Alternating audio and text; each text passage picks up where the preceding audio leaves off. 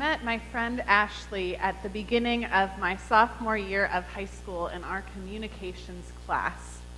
We were assigned to sit next to each other, and I didn't know then just how influential Ashley would be in my life. If we weren't sitting next to each other, we may not have even become friends at all. Ashley is a lot shorter than me, about a foot shorter than me, actually.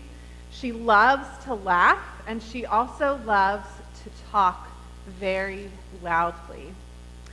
And she even got me, the girl who was very straight-laced and tried to follow all of the rules, in trouble once because she was talking to me in class. But one day, Ashley asked me if I could take her to church with me. And I don't remember ever telling Ashley about my church life, so I was a bit stunned for her to ask me, but who says no to someone who asks if they could go to church with you, right? Your answer should automatically be yes, of course. And I knew that my parents would be more than happy to take her along because she lived literally on the way to our church. So we arranged it, and she came to us one Sunday. And then she came with us the next Sunday, and the next Sunday, and the next Sunday. And pretty soon, the church went from knowing Ashley as Rachel's friend to just knowing her as Ashley. And Ashley was confirmed in the church, and she became a very prominent face in our youth group. Now, Ashley didn't have a very good home life. She didn't grow up going to church. Her parents were divorced before she even remembered them being married. She was diagnosed with cancer at a very young age and has had health problems ever since then. She seems to be maybe the least likely person to be part of a church, yet she's still there every Sunday and very active. And I never would have imagined that happening about 20 years ago. I wonder if any of you have people like that in your life. Have you ever underestimated someone? I can think of countless times in my life where I thought about meeting someone for the first time. Wow, he's kind of a little arrogant. Or, goodness, she just talks way too much. Or I might think, I'm just not so sure I'm going to get along with this person. But soon enough, I'm pleasantly surprised that I had read them all wrong. You know, we get those Christmas presents sometimes that are placed in a box that does not describe what is inside the box to throw off the person who's receiving the present. Not everything is what it seems. So now we've made it to the season that the stores have been preparing for since right after Halloween. And so many of us call this the season of Christmas, but in the church, it's the season of Advent. Advent is the season when we prepare for Christmas. We prepare our hearts for welcoming Jesus. And we do this in many ways. We go shopping, we decorate, like we decorated the sanctuary last week. We bake, we make year-end donations to our charities of choice, and we create plans to get together with family and friends at the end of the month.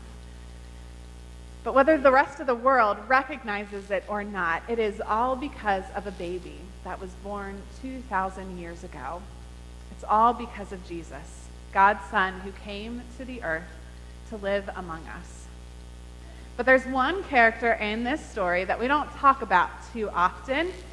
And if you haven't guessed already through the screen or through the video that just played, we're talking about Joseph, Jesus' earthly father. And he is only mentioned in the Bible 16 times by name. And out of the 4 Gospels that we have in our Bible, Matthew and Luke are the only ones who write about him, mostly because they're the only 2 Gospels that write about Jesus' birth and his childhood. The others don't. Joseph remains a somewhat mysterious person to us then, but during these 4 weeks leading up to Christmas, we're going to take a look at the things that we can to find out what we do know about Joseph's life in particular and what his role as Jesus' earthly father might have to teach us today. So instead of starting at the beginning of Jesus' life, or when we first hear of Joseph, we've actually started at the last place where Joseph is referred to in Matthew's gospel, after Jesus is already an adult. And in this story, Jesus has come back to his hometown to preach, and it should be a pretty exciting moment. It's exciting when a ministerial son or daughter come back to their home church to preach. This is the same kind of thing. And so Matthew tells us that the people were astounded by his teaching, but not in the way that you might expect. They question what he knows and the things that he does because, as they say, he's just a carpenter's son. They are surprised at his wisdom and power just because his father is a carpenter. His father's profession as a carpenter seems to discredit what Jesus is doing. Now, the Greek word for carpenter used in this gospel is tekton. And tekton can mean a number of different things, but most often, and in this instance, it simply means someone who worked with wood. Now, wood was in very short supply in Galilee, where Jesus grew up, and most of the houses were made with stones and bricks. And so most of the things that a tekton would do would be to create furniture or tables or farm equipment and tools, those sorts of things. But the Greek word for master builders is architecton. You can probably tell that's how we get the word architect. And an architecton was the master craftsman, so others worked under him, like tektons and other workers. And Joseph was not as prestigious as an architecton. Matthew refers to him as just a tekton, just a simple carpenter. And so this suggests to us as well, and we read it in other gospels, that Jesus was a carpenter too. He took up the family trade, probably worked as his father's apprentice, and may have even had his own shop until he entered into his own ministry at the age of 30. And we may seem a bit offended for Jesus. And we may want to point fingers at what the other members of Jesus' home synagogue, who may be questioning just how just the son of a carpenter could have all of this power and authority and wisdom that Jesus was displaying to them. But I wonder if we, my own self included, might have done that same thing too if we were with all of these people. We might question the people that God chooses to play big roles in our life. I went to college at a very small Christian school, and my job on campus for the first 2 years was in the admissions office, and I got the fun job of cold calling prospective students and inviting them to come and visit our campus. No one likes to get those phone calls. But one time I remember an interesting conversation that I had with a mother of a prospective student who wasn't home. And she had some questions for me on her own about the kind of Christian college that we were. And so she asked really awkward things, from what the dress code may be on campus when we didn't have one, to what type of music we were allowed to listen to as students, and there were no rules about that either. But the thing that really got me heated was when she said, well, we had just been visiting some other Christian colleges where students have secular band posters posted in their dorm rooms and tattoos on their arms, and the men have really long hair. You know, they just don't seem like mature men of faith. And I really wanted to tell her off about how some of my closest guy friends, who I considered to be brothers in Christ, had plenty of tattoos and long hair. But I held myself back.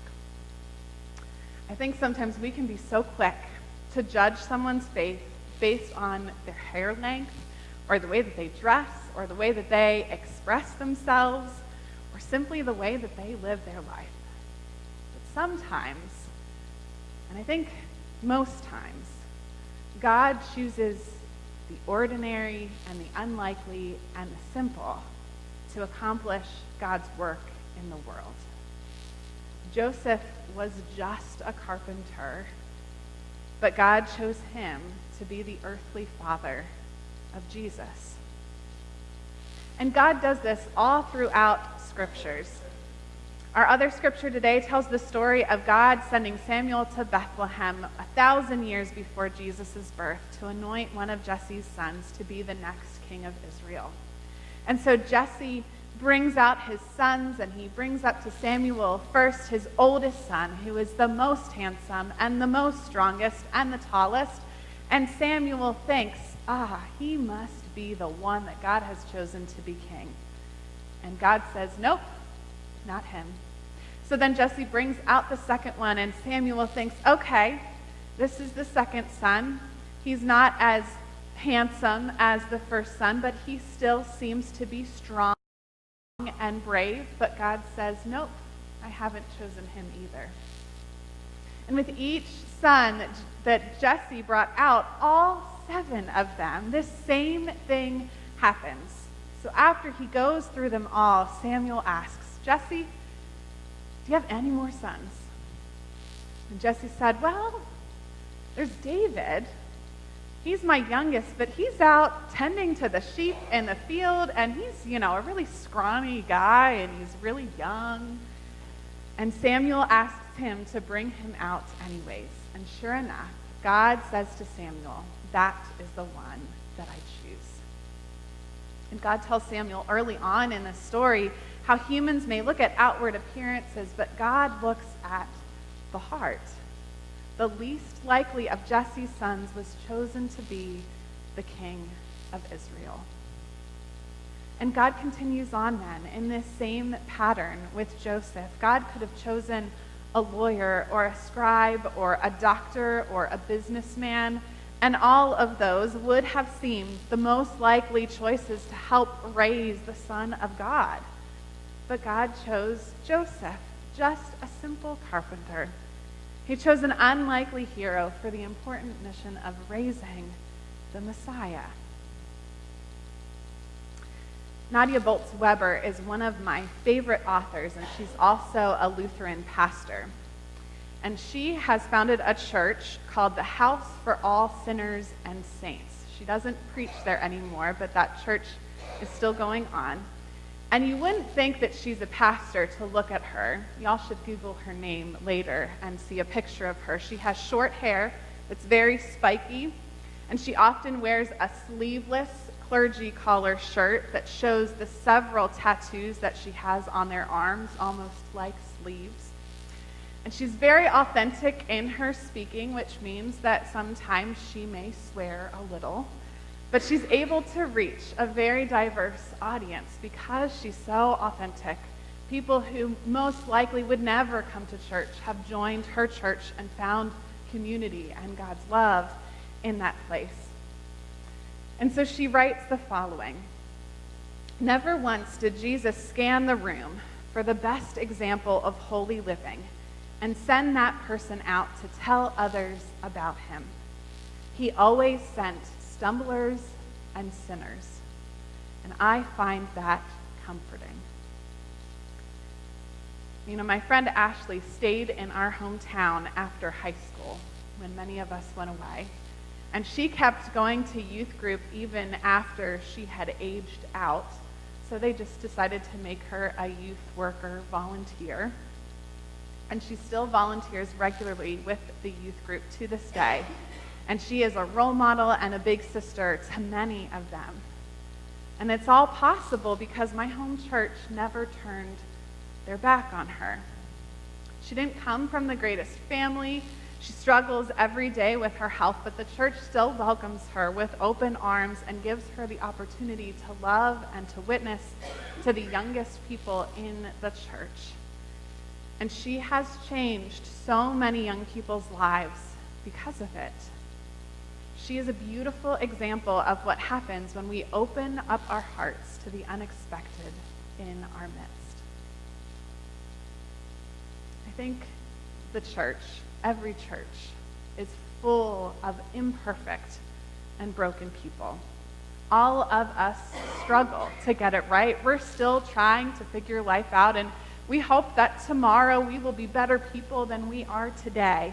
But God still manages to use all of us together to do extraordinary things. God entrusted a carpenter with the Messiah. So who is God entrusting you with? Or who is God asking you to trust? The parish family lit our first Advent candle today, known as the candle of hope. Jesus Christ is our ultimate hope for all of the chaos and the struggles present in our world today. And all of us are signs of that hope. We're signs of that hope when we buy presents through our Angel Tree program for the students at Middlesex Elementary so that they can have a gift for Christmas this year. And all of those mittens that were on the Angel Tree were gone within 2 weeks because of all of you. We're signs of hope as we serve a warm breakfast to Community Cares, just like we did yesterday. And we had a crowd of 53 people, the most that we have ever had in their little center. We're signs of hope as we bundle up and stand outside on Friday and Saturday nights in the cold, in different scenes and live nativity for our hayride to Bethlehem. And so many will be able to hear the story of Jesus perhaps for the first time because of it. We're signs of hope as we decide to support a cause that brings hope instead of buying some useless trinket this holiday, and we have the opportunity to do that because of our alternative gift fair. And we're signs of hope, too, as we gather around this table here, where through ordinary elements like bread and grape juice, we experience Jesus' love and forgiveness once again as we remember the ultimate sacrifice that he made on the cross for each and every one of us. So as we prepare for Christ's coming today and in the 3 weeks to come, God is ready to use each of us, as ordinary and as imperfect as we may be, to be signs of Christ's hope in this world. I pray that may be so. Amen.